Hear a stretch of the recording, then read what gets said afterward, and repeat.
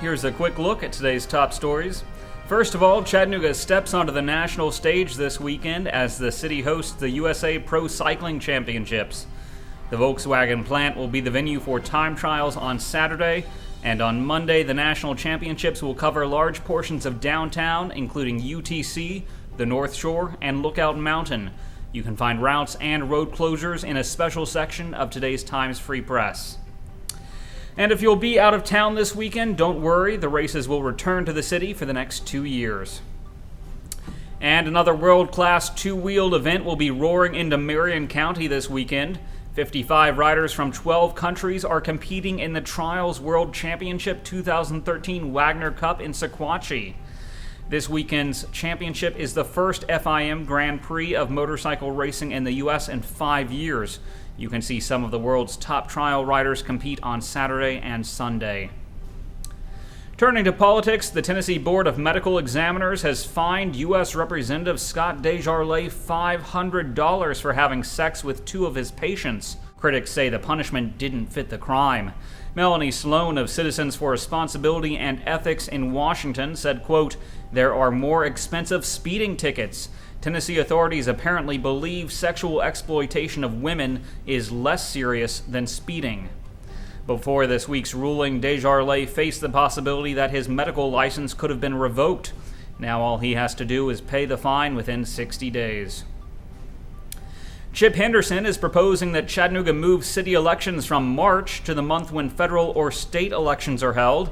The vice chairman of the Chattanooga City Council says the move could save the city $100,000 of taxpayer money per election.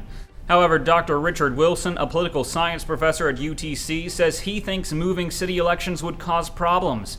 He says it could lead to voter confusion and greater partisan influence in what have traditionally been nonpartisan elections. In crime news, a mistrial has been declared in a local child molestation case. Police testified that Alvin Moses had confessed to molesting a 15-year-old girl 4 years ago when he was arrested, but when the evidence was presented, witnesses contradicted police. The case then rested on the testimony of a mother and her 2 daughters, who all said they were victims of Moses, but the girls couldn't remember many of the details, and several jurors concluded that Moses didn't do it and the evidence was fabricated. Moses will either be offered a plea deal or the case will be given to a new jury. And Carl Moore, a 31-year-old Chattanooga man who avoided a 2011 murder conviction, has been sentenced to 70 months in prison for marijuana and gun charges. Also, Georgia Northwestern Technical Community College will be opening a campus near Ringgold. The college has agreed to buy land on Old Alabama Highway for $1.2 million. Campus plans are said to include an automated robotics lab to prepare students for jobs in the auto industry. Groundbreaking should begin next year. Speaking of the auto industry, Volkswagen has produced its 250,000th Passat in Chattanooga.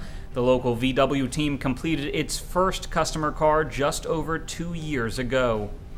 And today will be sunny with a high near 75 degrees. The low tonight will be around 47. I'm Harrison Keeley. For more on these stories and updates throughout the day, follow us on Facebook and visit timesfreepress.com.